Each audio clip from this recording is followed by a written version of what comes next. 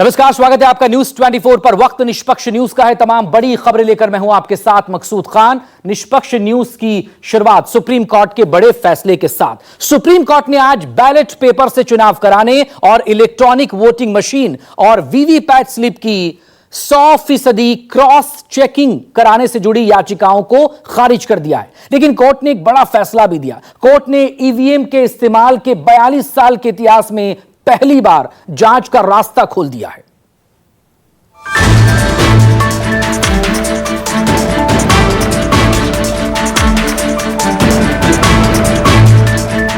देश फिर से बैलेट पेपर वाले युग में नहीं लौटेगा। चुनाव इलेक्ट्रॉनिक वोटिंग मशीन यानी ईवीएम से ही कराए जाएंगे। वीवीपैट स्लिप की 100% क्रॉस चेकिंग भी नहीं होगी। देश की सबसे बड़ी अदालत ने बैलेट पेपर से चुनाव और वीवीपैट स्लिप की क्रॉस चेकिंग मामलों से जुड़ी सभी याचिकाओं को खारिज कर दिया। मामले की सुनवाई कर रहे जस्टिस संजीव खन्ना और जस्टिस दीपांकर दत्ता की 2 जजों के बेंच ने अपने फैसले में कहा कि लोकसभा चुनाव बैलेट पेपर से नहीं होंगे। देश में आम चुनाव ईवीएम से ही होंगे। वीवीपैट स्लिप की 100% क्रॉस चेकिंग नहीं होगी। हमने बैलेट पेपर और वीवीपैट के स्लिप से जुड़ी सभी याचिकाओं को खारिज कर दिया।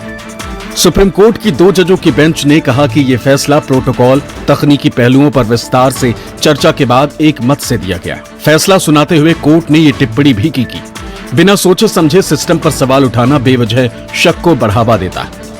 वीवीपैट पर्चियों के 100% वेरिफिकेशन को लेकर एसोसिएशन फॉर डेमोक्रेटिक रिफॉर्म्स ने याचिका दायर की थी। मांग ये थी कि ये जो वोट डाले जाएं, वो वोट के रूप में दर्ज हों और फिर रिकॉर्ड किए गए वोट की गिनती भी हो।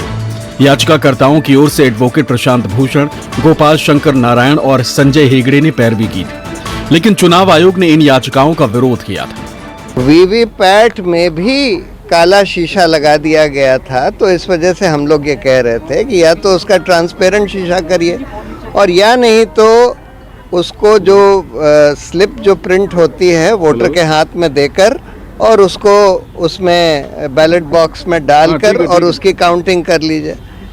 सुप्रीम कोर्ट ने ये सारी हमारी मांगें को ठुकरा दिया है और ये बोला है कि अच्छा इलेक्शन कमीशन इसको एग्जामिन करे कि सारे बैलेट पेपर्स पर अगर हम बार कोड जिसको कहते हैं बार कोड डाल दें तो उसकी फिर मैकेनिकली मशीन से काउंटिंग हो सकती है कि नहीं, इसको एग्जामिन करें।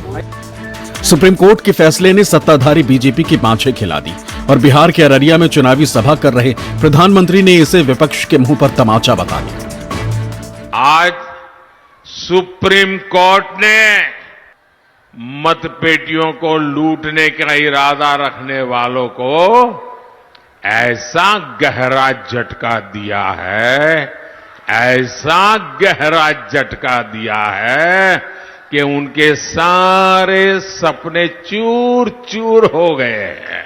लेकिन आज इन्हीं लोगों को देश की सर्वोच्च अदालत ने, सुप्रीम कोर्ट ने ऐसा करारा तमाचा मारा है, ऐसा करारा तमाचा मारा है, ये अब मुंह ऊंची करके देख नहीं पाएंगे जी।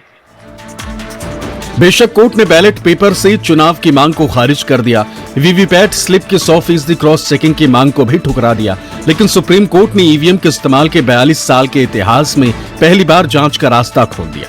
सुप्रीम कोर्ट ने चुनाव आयोग को निर्देश दिया है कि सिंबल लोडिंग प्रोसेस पूरी होने के बाद सिंबल लोडिंग यूनिट SLU को सील किया जाना चाहिए और इसे 45 दिन तक सुरक्षित रखा जाना चाहिए। इलेक्ट्रॉनिक मशीन से पेपर स्लिप की गिनती के सुझाव का परीक्षण कीजिए। ये भी देखिए कि क्या चुनाव निशान के अलावा हर पार्टी के लिए बार कोड भी हो सकता है। नतीजे में दूसरे या तीसरे नंबर पर आने वाले किसी कैंडिडेट को शक है तो वो रिजल्ट घोषित होने के 7 दिन के भीतर शिकायत कर सकता है। शिकायत के बाद ईवीएम बनाने वाली कंपनी के इंजीनियर्स इसकी जांच करेंगे। किसी भी लोकसभा क्षेत्र में शामिल विधानसभा क्षेत्रवार की टोटल ईवीएम में से 5% मशीनों की जांच हो सकेगी। इन 5% ईवीएम को शिकायत करने वाले प्रत्याशी या उसका प्रतिनिधि चुनेगा। इस जांच का खर्च कैंडिडेट को ही उठाना होगा। जांच के बाद अगर यह साबित होता है कि ईवीएम से छेड़छाड़ की गई है तो शिकायत करने वाले कैंडिडेट को जांच का पूरा खर्च लौटा दिया जाएगा। चुनाव आयोग ने कहा कि जांच की समय सीमा और खर्च को लेकर जल्द ही जानकारी शेयर की जाएगी। हम लोगों का ये कहना था कि ये ईवीएम जो हैं इनमें एक प्रोग्रामेबल मेमोरी होती है क्योंकि सिंबल लोडिंग करी जाती है और इसलिए इनको मैनिपुलेट किया जा सकता है अगर आप कोई उसमें मैलिशियस प्रोग्राम डाल दें। और इस वजह से ये ज़रूरी है कि जो वीवीपैट है उसका पूरा पेपर ट्रेल का ऑडिट होना चाहिए, सारे वीवीपैट स्लिप्स को काउंट करना चाहिए। और क्योंकि वीवीपैट में भी काला शीशा लगा दिया गया था तो इस वजह से हम लोग ये कह रहे थे कि या तो उसका ट्रांसपेरेंट शीशा करिए और या नहीं तो उसको जो स्लिप जो प्रिंट होती है वोटर के हाथ में देकर और उसको उसमें बैलेट बॉक्स में डालकर और उसकी काउंटिंग कर लीजिए। सुप्रीम कोर्ट ने अपने फैसले में सरकार को कोई निर्देश नहीं दिया है। फैसले के तुरंत बाद केंद्र सरकार के मंत्रियों और बीजेपी नेताओं की टोली विपक्ष पर हमलावर हो उठी। पीएम मोदी की तरह बीजेपी के तमाम नेता कांग्रेस और इंडिया गठबंधन को निशाना बनाने लगे। 91 करोड़ मतदाता भारत के अपने मतदान का प्रयोग करेंगे इस चुनाव में और दुनिया के देश आकर के देख रहे हैं कि इतने मतदाता इतने पोलिंग स्टेशन पे कैसे मतदान कर रहे हैं, कैसे मतदान शांतिपूर्ण हो रहा है, कैसे मतदान निष्पक्ष हो रहा है, वो तारीफ कर रहे हैं।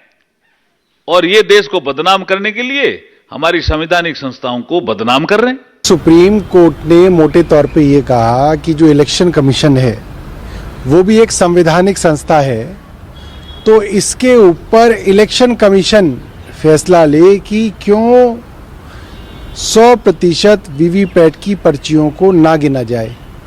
अब सवाल ये उठता है कि इलेक्शन कमीशन क्या इसके ऊपर फैसला लेगा।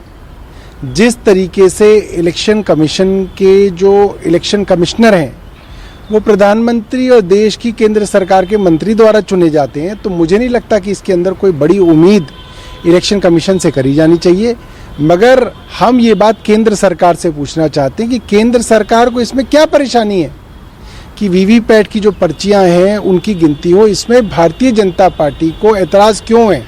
और एक बार फिर विपक्ष जो भ्रम फैलाने का प्रयास करता है, अपनी हार का ठीकरा ईवीएम पर फोड़ता है। बार बार जनता के दरबार में जिस विपक्ष को ठुकराया जाता है वो ईवीएम को आरोप लगाकर कहीं ना कहीं अपनी हार का ठीकरा वहां पर फोड़ता है। लेकिन अब सुप्रीम कोर्ट ने भी बड़ा स्पष्ट कर दिया है कि वीवीपैट की पर्चियों को मिलाने की याचिका को खारिज किया है, जिसका हम स्वागत भी करते हैं। और विपक्ष से मेरा इतना ही अनुरोध रहेगा, चुनाव लड़ना है तो मुद्दों पर लड़ें, विचारधारा पर लड़ें। हम लोग भारत को आगे बढ़ाने की दिशा में काम कर रहे हैं। 2019 के लोकसभा चुनावों से पहले 21 विपक्षी दलों के नेताओं ने भी सभी ईवीएम में से कम 50% वीवीपैट मशीनों की पर्चियों से वोटों के मिलान करने की मांग की थी। उस समय चुनाव आयोग हर निर्वाचन क्षेत्र में सिर्फ एक ईवीएम का वीवीपैट मशीन से मिलान करता था। 8 अप्रैल 2019 को मिलान के लिए ईवीएम की संख्या 1 से बढ़ाकर 5 कर दी थी। इसके बाद मई 2019 में कुछ टेक्नोक्रेट्स ने सभी ईवीएम के वीवीपैट से वेरीफाई करने की मांग की याचिका लगाई थी, जिसे सुप्रीम कोर्ट ने खारिज कर दिया था। प्रभाकर मिश्रा, दिल्ली, न्यूज़ 24।